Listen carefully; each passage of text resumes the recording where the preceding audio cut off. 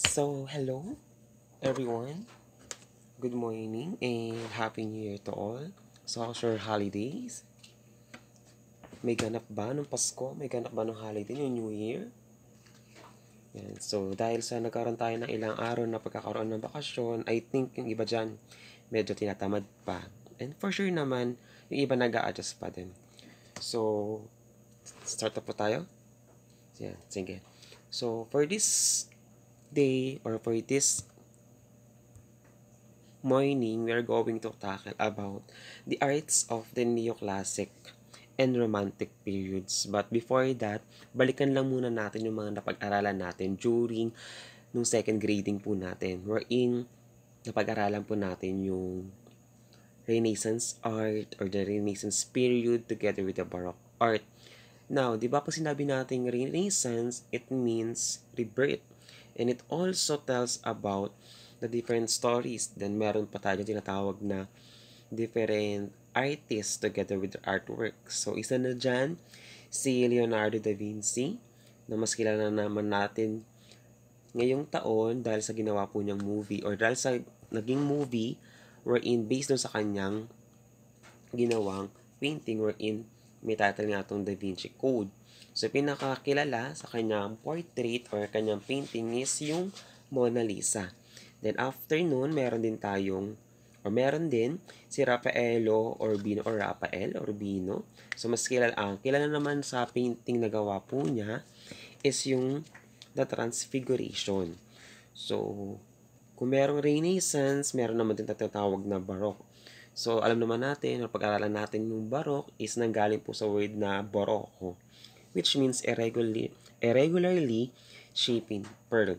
So, under naman po ng Baroque period is yung mga kilalang artists like Michelangelo, Caravaggio, di ba? Mas kilala siya sa pangalan o sa taguri na Caravaggio. And we also have Gian Bernini. So now, ready na ba po tayo na mag-discuss o na matuto ng bagong lesson about sa art? So this time po kasi, it's more on realistic terms. Yan. Pag sinabi po natin kasi neoclassic and together with the romantic periods, dito nagkakaroon ng pagbabago ng innovation from before. So, may mga nagkakaroon ng tinatawag natin na revolutionaries, may mga against, may mga gustong baguhin.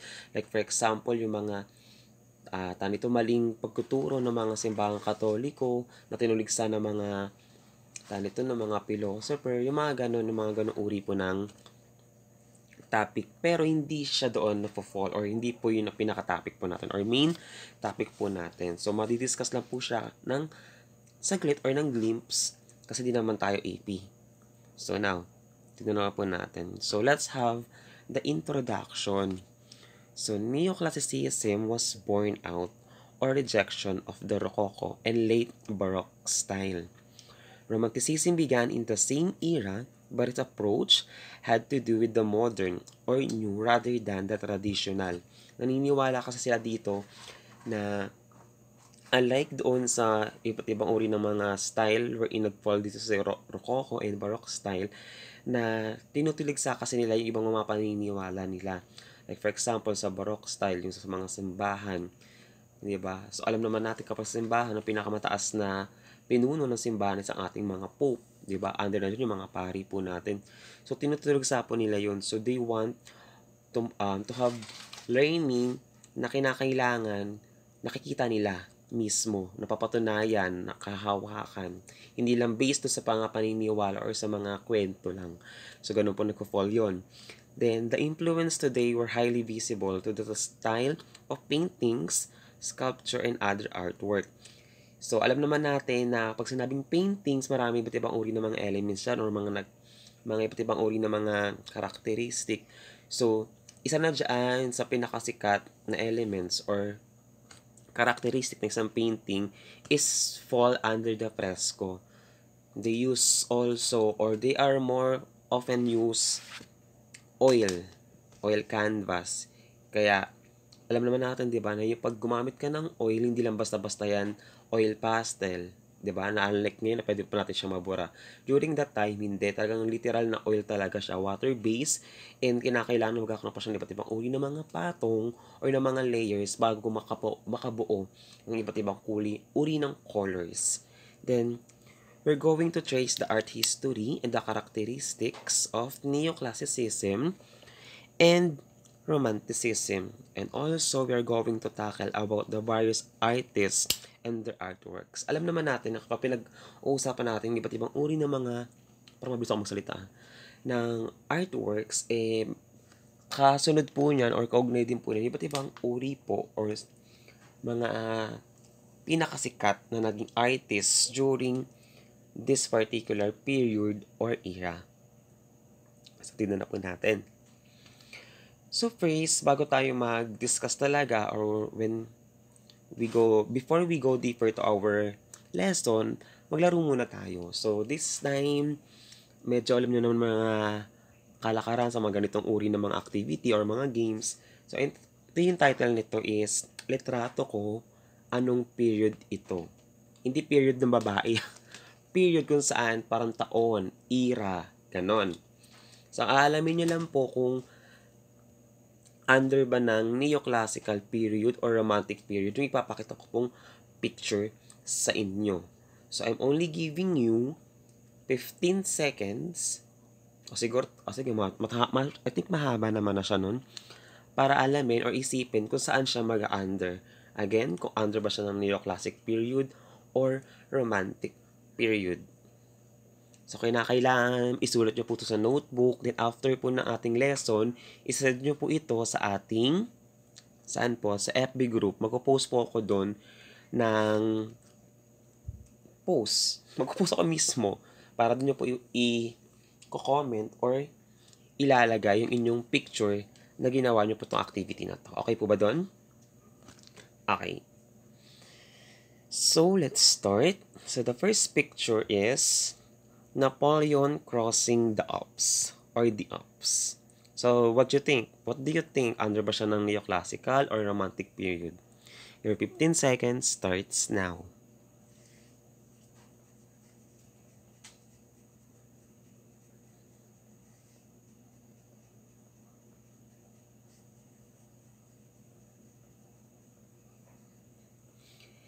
Kung ang sagot po ninyo is under po siya ng neoclassical period, well, tama po. Napoleon crossing the Alps is under or fall under the neoclassical period. So, let's have the second picture. Sa mga nakakuha ng tama, very good. Sa mga hindi naman nakakuha ng tama, it's okay. Walang problema dun. So, the next picture is the departure of the volunteers. So, sa tingin po ninyo, saan po siya under? Sa left side or the right side? Joke lang. Neoclassic period or sa romantic period? 15 seconds to answer.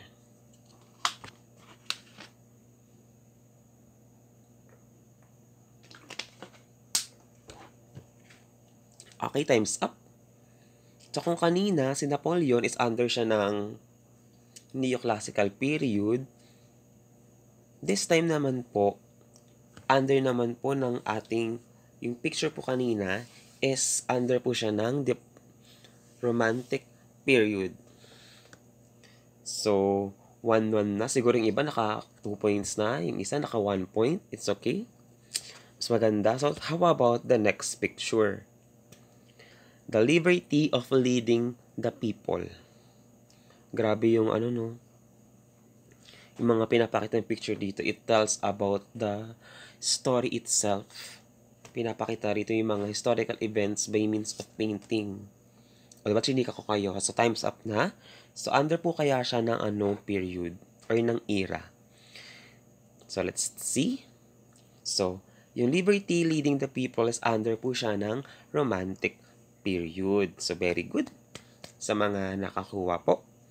And how about the next period? Next period na naman. Ano ba yan? The next picture. Ito. Charging Jasur. O, diba? Ang ganda ng picture. Hindi siya nakatingin doon sa harapan. Nakatingin sa likod. So, tatingin po ninyo, under po siya ng anong period? Okay, 5 seconds left. Okay, time's up. So, ang sagot po ninyo ay ano? Neoclassical period? No, the answer is under the Romantic period. Sorry. Yan. So, meron na po, I think, may di naman siguro nakakuha ng perfect score yung iba. So, may mga mali na dyan. So, magugulat lang pag tama kayo lahat dyan. It's a magic. It's a miracle. So, next, we have this picture. The apotheosis of Homer. Yan. So, anong classic kaya siya? Anong period kaya siya? Neoclassic ba siya? Or Romantic period? So, time's up. So, the answer is under siya ng neoclassical period. So, we have another picture. So, I think the last two na lang to eh. So, ito po yung picture po natin. So, under pa rin kaya siya ng Romantic period or under na siya na ngayon ng neoclassical period. Okay, time's up. Oh, ganda ng picture. So, this time, under naman po siya ng neoclassical period. So, yan. Total, meron na tayong tig-tatlo dyan na mga pictures. So, kung magkakaroon man lang, di ba kung groupings to, no, magkakaroon ng tiebreaker. So, ito yung ating magiging tiebreaker picture. Tignan na po natin. Ay, White House. So, the last picture is about the White House. So, alam naman natin, di ba, White House kapag sa Amerika or United States, sa Pilipinas, Malacanang. So, alam naman natin na pag White House or Malacanang, ito yung bahay ng isang presidente. So, any idea? So, yan. So, tignan na po natin yung pinaka-last answer. So, White House is under, okay, the neoclassical period. So, again, isa-isayin po natin yung mga pictures po under ng iba't ibang uri ng period. So, first, let's talk about the neoclassical period. First is the Napoleon crossing the Alps, followed by the apotheosis of Homer. The third one is a Psyche awakened by Cupid's kiss. And the last one is the White House. Then we have the counterpart, which is the Romantic period. We have there the departure of the volunteers, liberty, leading the people, and the last one is the charging the shoe. Now, bakit nga ba pinalaro to ni Sir Eds? It's because ito yung magiging picture na makikita nyo when we go deeper to our lesson. And kinakailangan po makabisado nyo ang ating iba't ibang uri ng mga pictures kasi magpapaquiz po ako at the end of your entire week. So, kinakailangan, alam nyo po yung pagkakasunod-sunod. Nagkaroon na ng clue, di ba? So, okay na. So, again, so kung may man nakakuha man dyan ng 5 points, very good. Kung may nakakuha naman ng 2 points, okay lang, walang masama. Diba? At least may score, nag-try ka. So now, let's answer this question. What you should know about this topic. So first, Neoclassicism and Romanticism were the movements. Diba? Ito yung iba't ibang uri ng mga movements or under na ito natawag natin iba't ibang uri ng mga revolutionaries. Diba? After the Rococo period that flourished across Western Europe and the United States. It also tells us in which it had spanned approximately from the late 18th to the 19th century. So again, nabanggit ko dyan yung iba't ibang uri ng mga movements or ng mga revolutionaries. Alam naman natin na during this time, di naman nawawala iba't ibang uri ng mga digmaan, ng conflicts, di ba? So, later on, malalaman natin kung ano nga ba yung mga naging revolutionary armies or movements na pwede nating malaman based doon sa magiging paintings. Okay, paintings na ha, may clue na tayo. So, are you ready now? Sige. So, first we have Our topic is mainly about the neoclassicism from 1870 up to 1840. So take a deeper look about or in these four pictures. So ano nga ba mga napapansin nyo dyan? Ano mga elements of art yung napapansin po ninyo dyan? Meron po ba or wala? May mga similarities po ba? Yung mga pictures dyan from our previous lesson. So, tignan po natin mamaya kasi malalaman po natin kung may makakakuha ng tamang sagot. Mamalot ako. Okay?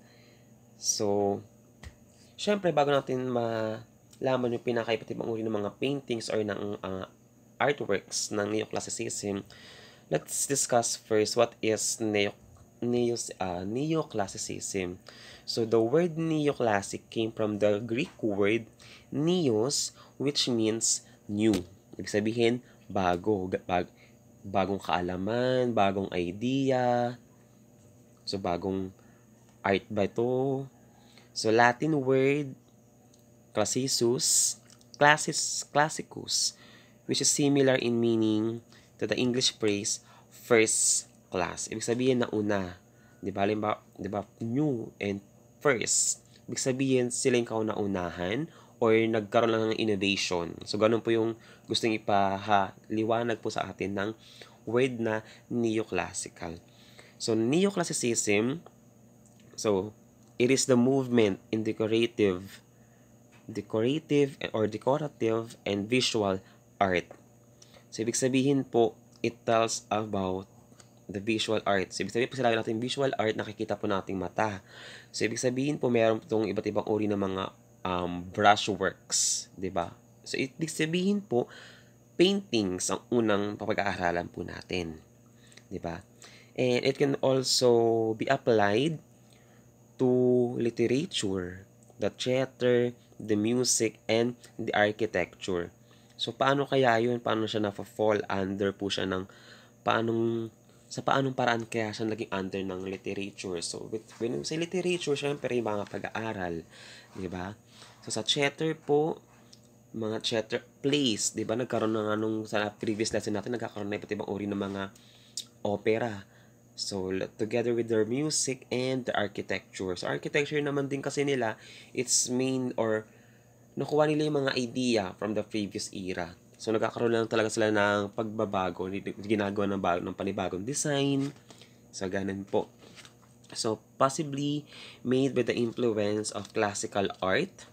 Yan. So, malaki po yung naging ambag na tinatawag po natin classical era together ng ating neoclassicism and the culture of ancient Greece and ancient Rome. So, ibig sabihin, yung pinaka naging contribution ng tatlong period together ng classical period, tapos yung period po ng ancient Greece and ancient Rome, pinagsama-sama into one para magkaroon ng tinatawag na neoclassicism own style na naging influence lang or nagkaroon lang ng idea dahil sa mga previous eras. So this movement coincident with the 18th century, the Age of Reason, or also known as the Age of Enlightenment. So for this one, so the Age of Reason, bakit siya tinawag na the Age of Reason or the Age of Enlightenment? 'Di ba? During the previous era, bago yung era ng neoclassicism, nagkaroon tayo tinatawag na or hindi naman na-invento, nagkaroon na tayo tinatawag ng mga philosophers, na mga architect, na mga scientists. Now, during this time, 'di ba? Hindi naman agad-agad mawawala yung mga nagiging reasons kung bakit nagkakaroon ng mga revolutionaries or ng mga movements.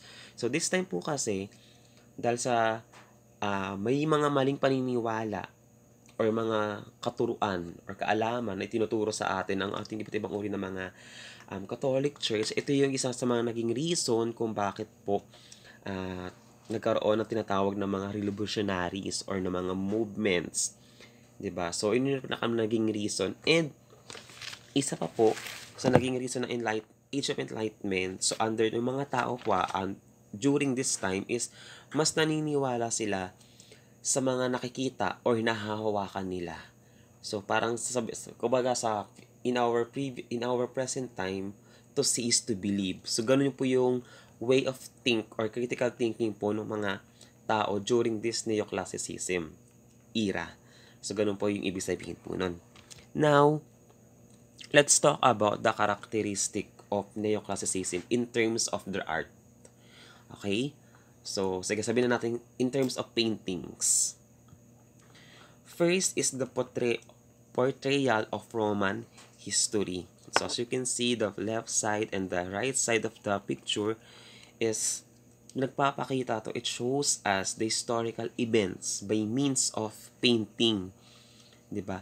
So, it tells us na yung pinaka-idea or pinaka-idealistic form na kung ano ba yung pinaka-nangyari during that time or during their time is under or kayang mai-present or maipakita sa isang message or sa isang painting or para mapakita or mapaliwanag kung ano yung mga nangyari during that time. So, it falls or plays under the proper position. Diba? Out of the horati and abduction of the Sabine. So, makikita po ninyo dyan, diba? Alam naman natin sa Roman history or sa mga iba't ibang uri ng mga period, diba? Nagkakaroon na iba't ibang uri ng mga digmaan, ng mga hidwaan, pero this time, sa under po ng neoclassicism era, yung pinaka-paintings po talaga nila yung nagsisilbing mensahe or nagiging way back of their message, of their culture, of their historical events based doon sa pinaka-message na gustong ibigay ng paintings po. And next one is the formal composition. So, kung napansin niyo sa previous na pinag-aralan po natin, iba't ibang uri ng mga artworks, hindi siya talagang formal, di ba? Or hindi siya under ng proper position yung pagkaka-drawing or pagkaka-paint. Like for example, ng mga abstract painting, di ba? Yung may mga dot lang ang nilalagay sa impressionism art. It's more on mga dot, mga brushes works. So, unlike naman po this time is the formal composition wherein talaga makikita nyo talaga yung pinaka-mensahe or pinaka-proper places ng iba't ibang bagay na makikita nyo inside or sa pinaka-paintings po natin. So, may mga numberings po na nakikita dyan. So, like for example, yung number 1, the dress and the pose. Diba? So, mapapansin po agad natin na based dun sa pinaka-dress po niya is babae po yun na sa painting together ng pagpo-pose po niya. Then, the number 2 is the background. The background painting. So, makapapansin po natin yung the background po ng painting niya is more on dark po yung colors niya. So, hindi siya yung mas light pa kumpara sa pinakababae. So, nagkakaroon lang ng proper composition, di ba? Hindi siya nagkakaroon ng contrast. So, nagbi-blend pa nga siya kung tutuusin. So, number 3 is the neoclassic popular architectural detail. So, mapapansin nyo dyan yung iba't ibang uri ng mga architectural details dyan. Like, for example, yung pinaka-damit pa lang, di ba? Yung mga poste na ginamit po ng mga nila. So, like for example, kung may mga kaharian sila or mga lugar, yung mga buildings, kung tawagin natin ngayon, di ba, meron. So, number 4, yung chair, nasa maayos na pagkakalagay din siya. And together, the writing table din. So, all in all, masasabi natin na yung pinaka-neoclassicism period is nagkakaroon na to ng pinaka-most advanced or most idealistic way of giving message to the people who's viewing their picture, their paintings. So, hindi na tayo magkakaroon ng ano ba yung mensaheng gustong iparating nito. Kasi, diba, based sa sa makikita mo pa lang, okay. So, makikita mo na yung mga figures or mga elements doon sa mismong painting. So, next we have the use of diagonals to show the peak of an emotional or movement versus a regular movement. So, mapapansin po ninyo dyan, sa dalawang painting po is medyo may pagka-similar. Diba? Saan siya nagkaroon ng similarities? It's the way the themes or the person or the subject itself is in a diagonal position. So, bakit nga ba mas more on naka-diagonal position yung ibang mga paintings po dito?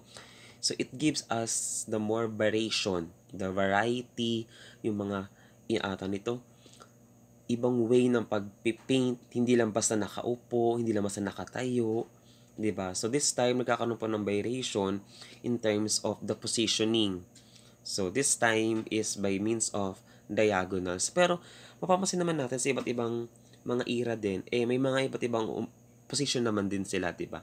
Kaso nga lang, dito kasi mas binibigyan nila ng focus yung diagonal position para mas makita talaga yung pinaka-emotions. Yan. So, yung dalawang pictures, the death of Marat and the Psyche Awakened by Cupids. So, next we have the color and overall lighting. So, alam naman natin na pag sinabi nating local color or yung mga colors, ano-ano mga colors yung mga ginagamit in terms of their paintings and what kind of particular lightnings. So, pag sinabi natin color, di ba, alam naman natin kapag oil ang ginamit sa pagpipaint, hindi naman agad-agad nabubuo yung orange, di ba? Hindi naman din nabubuo agad yung green. So, may iba't ibang uri ng mga combinations and iba't ibang uri ng mga colors to represent or to create a new color. So, this time, mapapansin po ninyo dyan, ano po yung mapapansin ninyo doon sa pinakadalawang pictures po natin? Anong similarities po nila? Wala silang difference eh. It's more on similarities in terms of the color and the lighting. So, I'm giving you 1 minute, 30 seconds to think and to observe.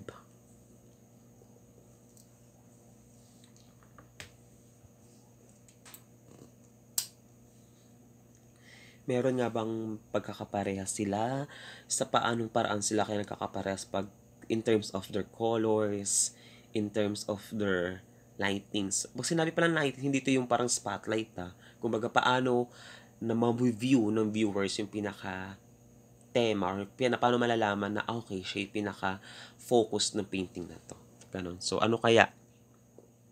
By means of what kaya? Meron ba tong contrasting of colors? So, pwede na? Sige. Another 5 seconds. Nagbigay pa 5 seconds lang. Sige. 5, 4, 3, 2, 1. So, first, pangalanan mo natin kung ano yung mga paintings. Diba, super chika sa Sir Ed, di ba pinapangalanan yung ibang paintings So, pangalanan po natin siya ngayon. So, the left side is Cornelia pointing to her children treasure. Then, the next one is the death of Socrates. So, ano nga ba yung pagkakaparehas po nung dalawa? First, let's talk about the local color. Di ba, mapapansin po ninyo dyan is mas more lighter colors or mas bright colors yung ginamit doon sa pinaka mga main topic or main masterpiece ng ating paintings. Like for example, dito kay Cornelia, di ba, mapapansin po ninyo yung tatlong tao is mas lighter po yung colors po niya unlike doon sa dalawa pang kasama nila sa painting. Together ng kanilang background, di ba? Hindi binigyan ng mas diin yung background po nila kumbaga mas binigyan diin yung pinaka topic po, o yung pinaka-subject po nila, subject matter po, subject nila sa painting nila. Kumbaga, nagbibigay lang ng flavor, ng texture in terms of the colors, yung kanilang mga backgrounds. So, ganun din po yan sa kabila. So, makikita po natin, meron po dyan ang light colors.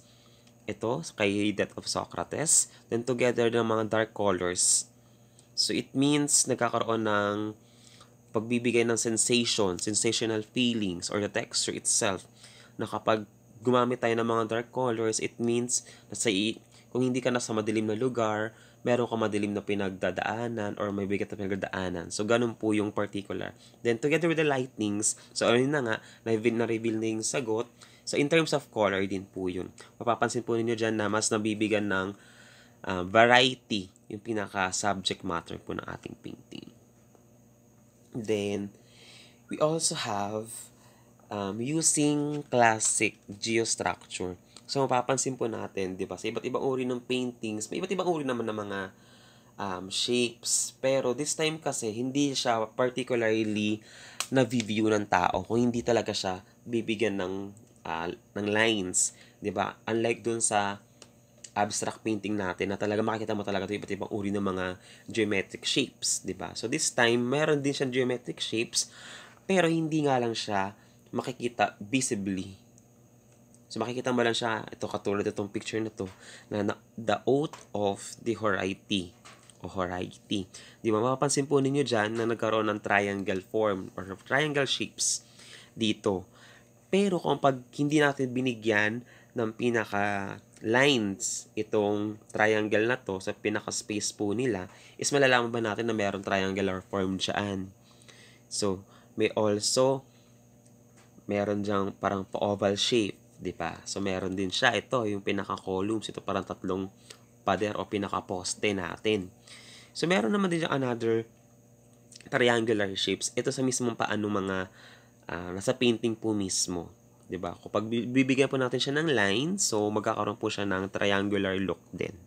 So together, kung isa-isahin po natin ulit yung mga characteristic, yung lightings po dito is, and together with the colors, it's more on focus on the subject matter, hindi po doon sa pinaka-background. So binibigyan to ng emphasize or na emphasis together ng iba't ibang uri ng mga characteristic and elements of art. So medyo medyo picky ang ating mga painters in terms of the neoclassic and neoclassic together with the romantic period. So now, what is the neoclassic painting? Or let us talk briefly about the neoclassic painting. So, pabasa nga. Charot lang. Kasi naman naka-live tayo. So first, neoclassical artists embrace the idea of order and moderation with the interpretations of classic Greek and Roman history. Yan, diba? So, napansin nyo kanina doon sa mga previous nating mga paintings na pinakita ko sa inyo kanina, sa characteristic po, talagang ini-embrace talaga nila, niyayakap nila kung ano man yung maiaambag ng iba't ibang uri ng mga eras together ng classic Greek and together ng Roman history. And it also tells the message. Diba? Ulitin ko, diba? Paintings is, or art, it tells us the message or it give us the expression to express our feelings. So, dito sa neoclassical painting, mas binibigay nila ng focus more on yung kanilang mga historical events rather than sa mga sceneries of everyday life. And they give importance to the costume, di ba? Napansin nyo kanina. Sige, balikan natin yung pinakauna lang. Sa costume, settings, and the details of the subject matter. Balikan lang po natin. So, this one. Mapapansin nyo yung costume. So, pag nakita nyo ba yung costume ng itong parang may sombrero na parang may mga brush-brush sa buhok, may natakang espada. So, anong una mong mapapasok sa isip mo? Anong uri siya ng tao? 'Di ba? Masabi mo siyang uri ng mga warrior. 'Di ba? Warrior talaga siya. Kasi, alam naman natin sa Roma and the neoclassic period is more on mga battles. Ito, yung mga costumes nila. Yan. And, sa settings po nila, mapapansin nyo dyan na hindi siya malawak yung space. Talagang nakasenter lang talaga siya. Minimal space, pero ang laki ng message na gustong ibigay sa atin. And yung settings nila together with the details of the subject matter, it's more on broad. Malawak talaga. Hindi siya talaga yung tinitipid. Kumbaga, di ba, unlike dun sa impressionism art, it's more on para mga shady, o yung mga shades lang yung pinapakita, yung mga dots lang. So, this time talaga, as in talagang actual talaga. Hindi naman siya actual talaga na mismo nangyari during that time. Kumbaga, actual picture, tao mismo yung makikita mo, may mga figures, like for example, sa mata, sa body shapes, makikita mo talaga. So now, let's talk about the neoclassical artists and their famous artwork. So, iilan lang naman itong mga nandito. So, try lang po natin. Alamin kung sino nga pa sila. First is Jacques Louis David, 1748 up to 1825, from France. He was an influential French painter. He also one of the proponent of the neoclassical art. He's a supporter for revolutionaries. Then, official painter of Napoleon. So, magbigay lang tayo ng konting clue. So, napansin po ninyo dyan, may word na supporters for revolutionaries. So, this time po kasi, para siyang si Rizal. Diba? Si Rizal kasi, it's more on sulat. Diba? Hindi siya nakikipagdigmaan. So, counterpart niya is si David. It's more on paintings. So, po, sa mga paintings na nabibigyan niya ng daan, yung mga naging pangyayari during that time, tapos kumbaga, doon niya binibigay yung message na gusto niya iparating doon sa mga mas nakakataas pa sa kanila. So, ganun. Naging member siya ng, hindi siya as taga-supporter, member siya mismo ng revolutionaries. So, yung revolutionaries na yan is yung tinatawag po nating Jacobian. Yes. Pakitandaan po hindi ko na sinulat yan para tignan natin kung talaga sino talaga nakikinig or nanonood. Jacobian revolutionaries or revolution. Jacobin or Jacobian. Jacobin na nga lang yung sulat nyo. So next, so he was born on August 30, 1748 up to December 29, 1825. So, kung nabubuhay man siya, sana nagkaroon siya ng ng reincarnation. Sana. So, 77 years old siya nung namatay po siya. Actually, hindi siya namatay sa pinaka-birthplace niya. Ang nangyari po niya kasi nagkaroon siya ng exile. Nagtago siya kasi nga hinahanap na siya ng ng hari or ni Napoleon. Tapos, sa remaining life niya, nagpipaint pa rin naman siya. So, he is a dictator of arts under the French Republic.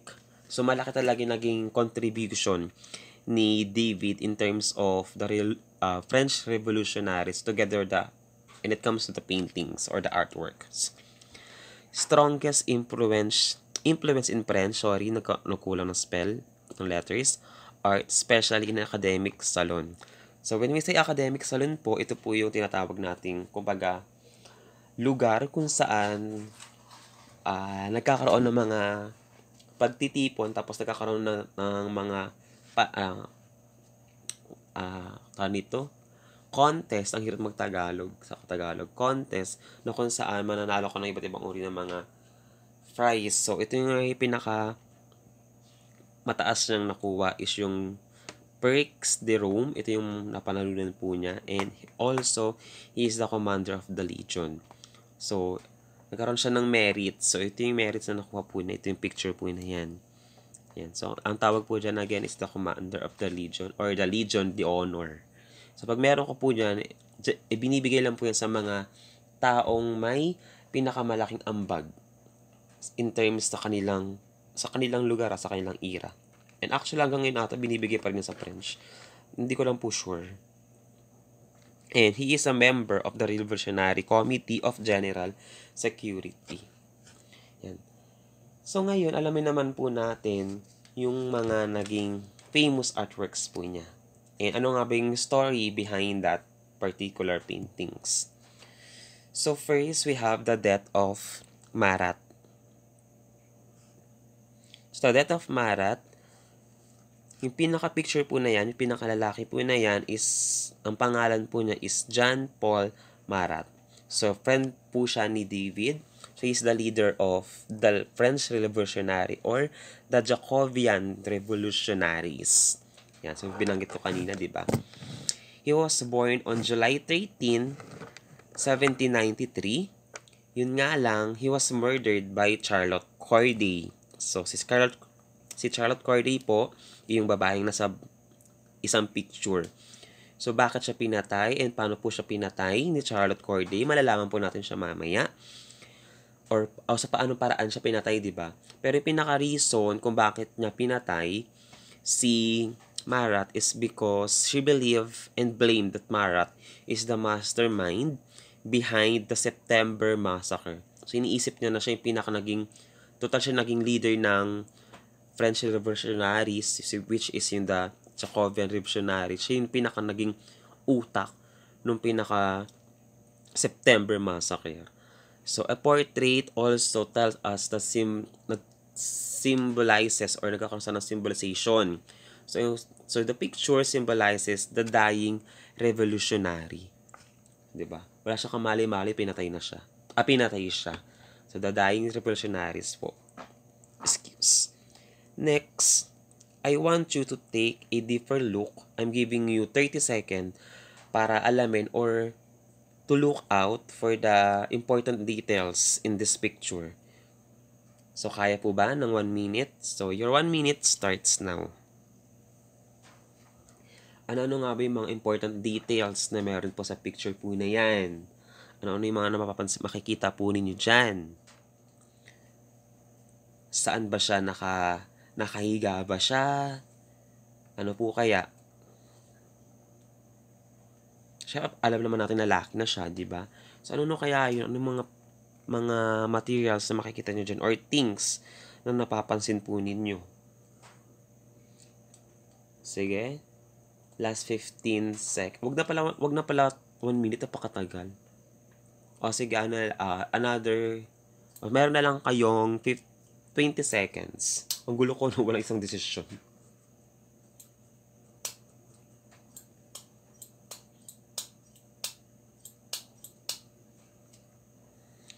So, last 15 seconds.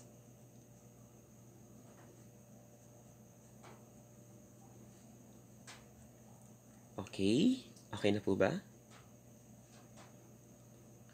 Okay, sige, reveal na natin para matapos na tayo.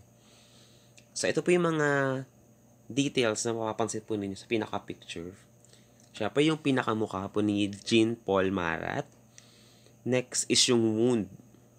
Ito sa kanyang chest. Yung knife. Kung napapansin po ninyo yung knife, so alam nyo na kung bakit po siya namatay, kung paano po siya pinatay.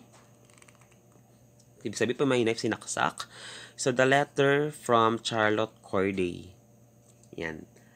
Di na pinansin dito yung pinaka-feather. Yung pinaka parang uri ng ballpen nila. Panulat during that time. So, yan. Isa-isa natin. So, first yung knife. So, and together dyan, mapapansin nyo parang siya nakahiga, no? Hindi siya nakahiga. Actually, nasa loob siya ng isang bathtub. Yan. Because, si Marat po kasi is merong tinatawag na skin disease na hindi siya pwedeng ma-expose masyado sa labas. So, during his entire leader of the revolutionaries, nasa loob lang talaga siya ng medical bathtub. Bathtub po yung pinakapesta po niya na yan. Yan. Kasi may skin disease talaga siya. Then, nakapasok po si Charlotte sa loob kasi may bibigay daw siyang letter. So, anong nangyari? May hawak na siyang knife. Then, yun na nga. Sinaksak niya or ayok ng English. Tab dapat yun eh. Sinaksak niya si Marat sa dibdib. Ito sa Pero mapapansin po ninyo yun, no? Dito sa picture po natin is hindi naman siya talagang literal na talagang bloody. Hindi siya madugo. Then mapapansin ninyo na nabanggit kayo ni Sir Eds na meron siyang skin disease. Bakit dito sa picture napakakinis niya?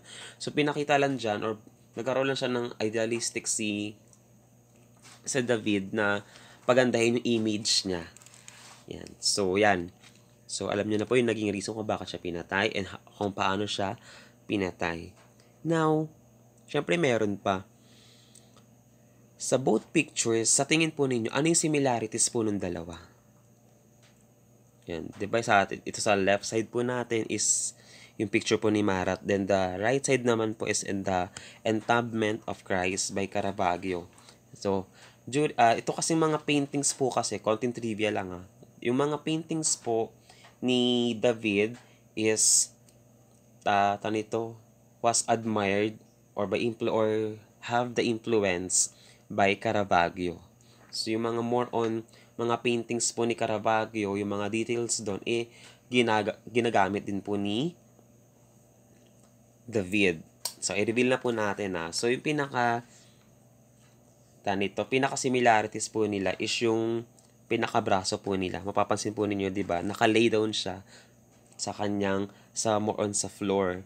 So, yung po yung pinapakita din together with the diagonal peak, di ba? Sinabi nga kanina sa mga iba't ibang uri ng mga positions. So, yung po yung similarities together nung dalawang pictures. Then, now, let's talk about the letter of Corday or si Charlotte. So, kapag translate po natin siya into English, so ito po yung mga nilalaman ng letter po niya. Given that I am unhappy, I have a right to your health. So, yun po yung letter po na ibinigay ni Charlotte. So, mapapansin nyo dyan, di ba? Kasi ito yung pinakapangalan nyo. Charlotte Marat. So, hindi ko lang alam kung paano kung sinulat ba niya yan bago siya namatay. Yan. So, next we have the picture or the paintings of Napoleon crossing the Alps. So, papansin po ninyo dyan na bakit po parang hindi naman parehas yung same figures or same lang siya ng subject pero hindi siya parehas ng mga iba't ibang uri ng elements in terms of their colors. Kasi meron siyang 5 version. Actually, meron siyang 5 version eh. Yan. So, tignan na po natin. He is Napoleon Bonaparte. Ano Bonaparte eh? The painting wants to show that Napoleon and his army across the Alps through the Great Saint Bernard Pass in May 1800. So, yung picture po na to, pinapakita po dyan, or binivisualize ng paintings po, or pinaka-reason kung bakit po talagang hindi siya fictional, di ba? More on realistic talaga siya.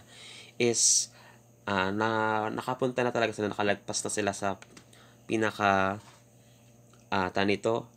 border ng kanilang gustong sakupin. Pero actually, hindi naman siya in terms of pananakop. In terms, gusto nga na magkaroon ng peacemaker. Kaso nga lang, syempre, hindi naman ganun yung way of thinking ng mga kalaban po nila. So, it is also known as Napoleon at Saint Bernard Pass. Mapapansin po nila yung mga mountains. Yan. So, ito po yung tatawag po nila na pinaka Saint Bernard Pass. So again, it is made out of oil canvas. So lahat mo ng mga paintings during this time is made of oil paint base. So yan, bago nyo sagutin itong tanong na to na can you tell me and indicate which figure in this painting tells power? Magbibigay lang tayo ng konting trivia.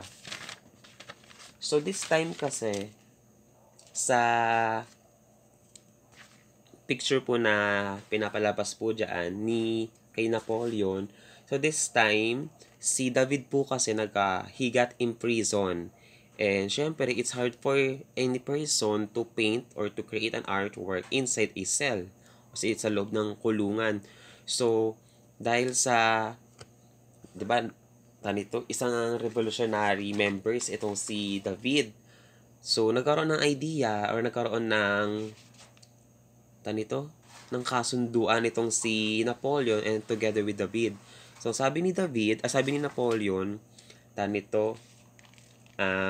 he asked David whether to cut off his head, pupugutan siya ng ulo, or magiging isa siyang official painter ni Napoleon. So, syempre, mas pinili ni David na maging official painter na lang ni Napoleon para mapatuloy po nga niya yung pagiging artist niya.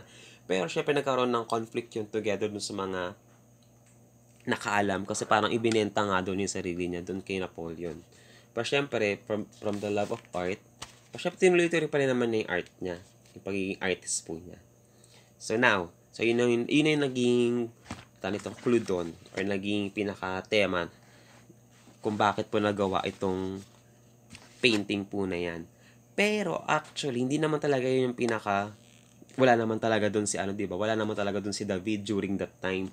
So ito pinaka-picture na to, pinaka-idealistic picture na to is hindi pa nga to sinang-ayunan before ni Napoleon. So ang gusto ko sa mangyari ni David, nakaupo lang siya sa isang upuan. Kaso nga lang, syempre, kapag nagpipaint, matagal, masyadong mahaba ang process, di ba? Ilang oras ang binubuo bago matapos, minsan pa nga months.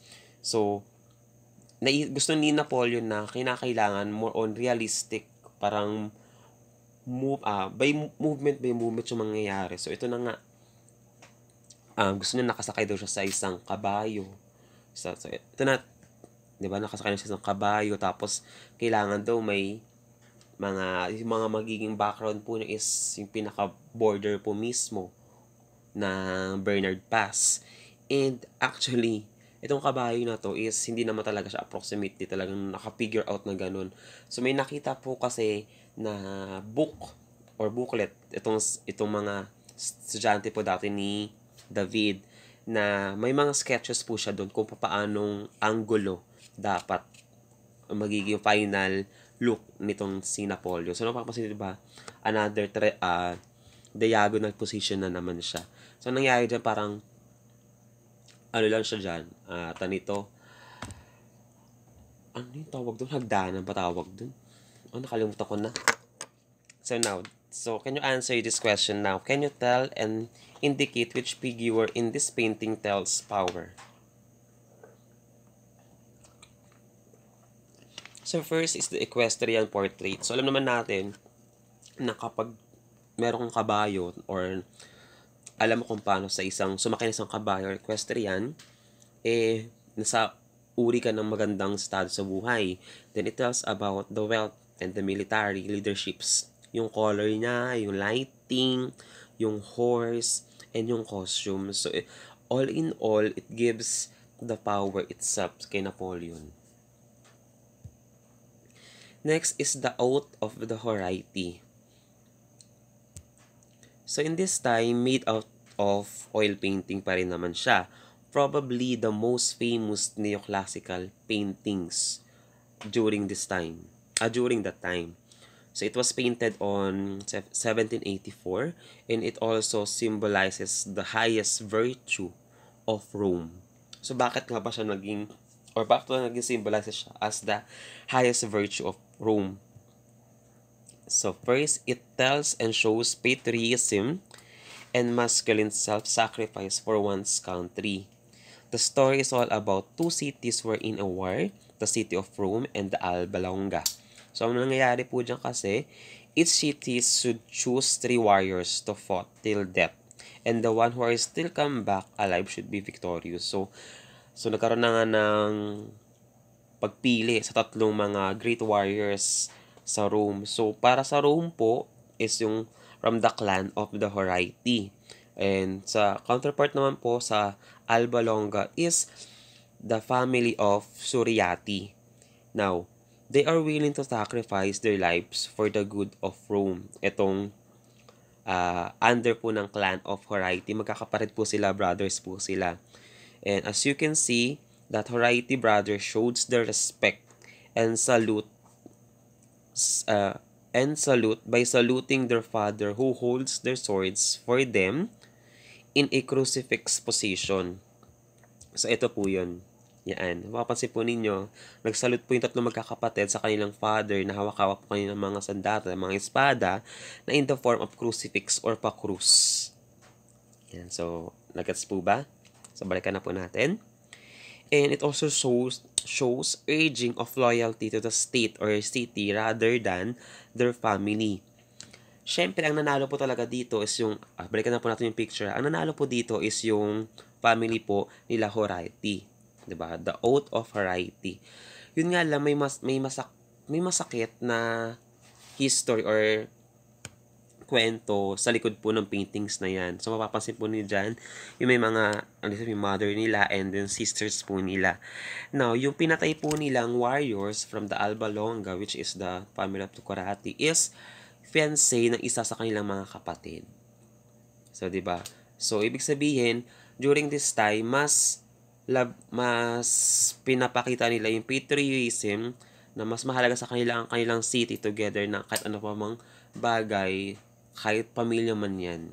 So, basta, when it comes to the Rome, or kailan pa sa Rome, mas mahalaga sa kailang Rome. Kung magpipiliin ka pagkitimbangin, ang bayan mo or ang yung pamilya, mas pipiliin pa rin talaga nila yung bayan nila. Sino to? So he was born on August 29, 1780 up to January 14, 1867. Sinadya ko talaga yung picture na yun na walang pangalan because it will serve as your assignment.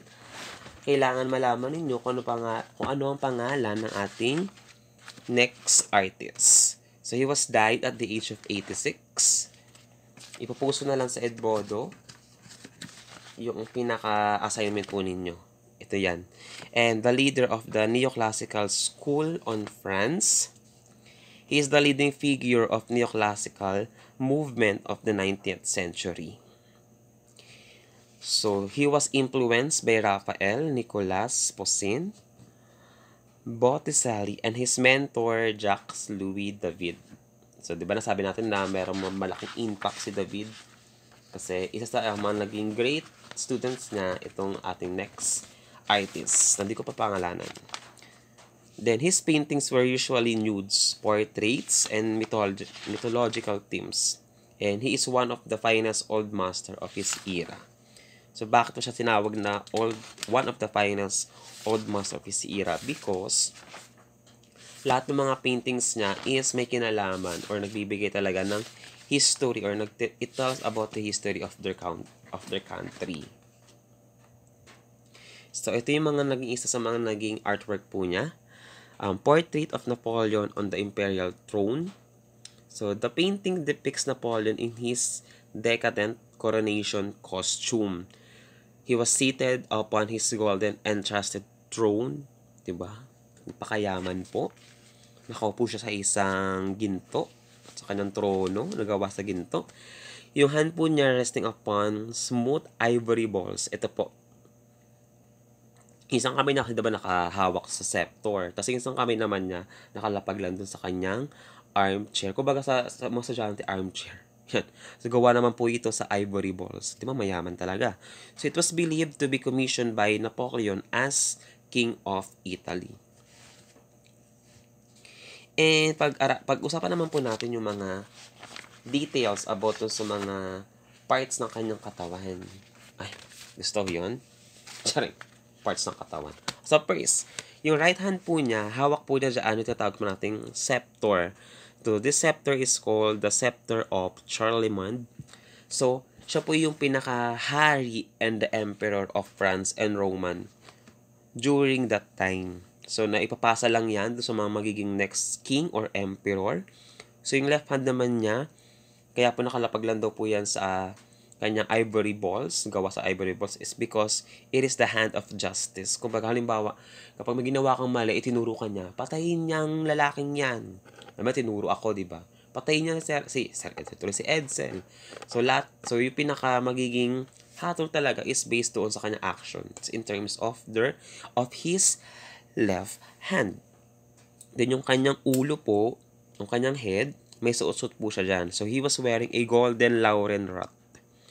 Diba? Para siyang uri ng, uri siya ng ginto, gawa sa ginto na pero may, influence siya or characterize siya ng isang laurel. Yung mismong laurel na daon ng laurel, yung pinalalagay sa adobo.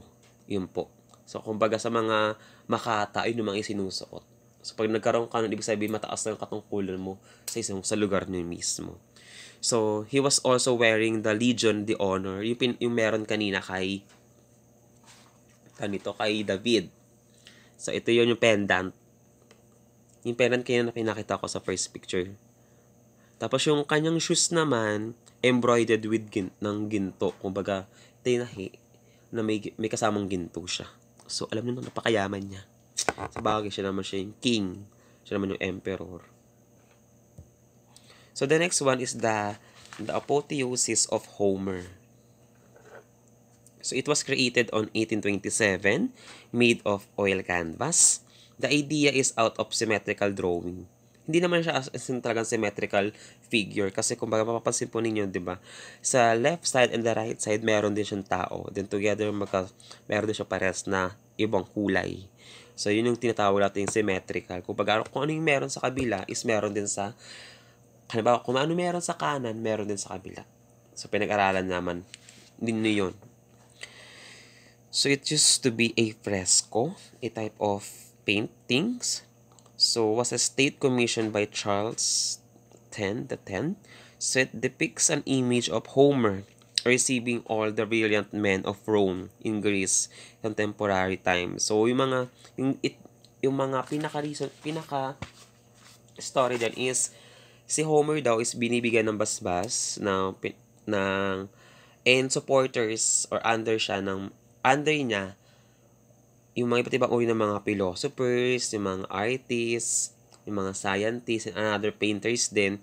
So, kumbaga siya pinaka-center of the aisle. So, yan. Meron siyang approximately 46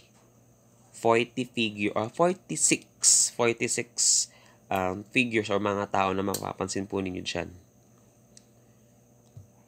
So, ito po yung mga pangalan po nila. Kayo na pong bahalang isa-isahin yan. At pakitandaan na din, kasi lalabas din yan sa assignment po ninyo. Then, the next one is this. And the last one is this. So, yun lang po for this day. Goodbye and thank you.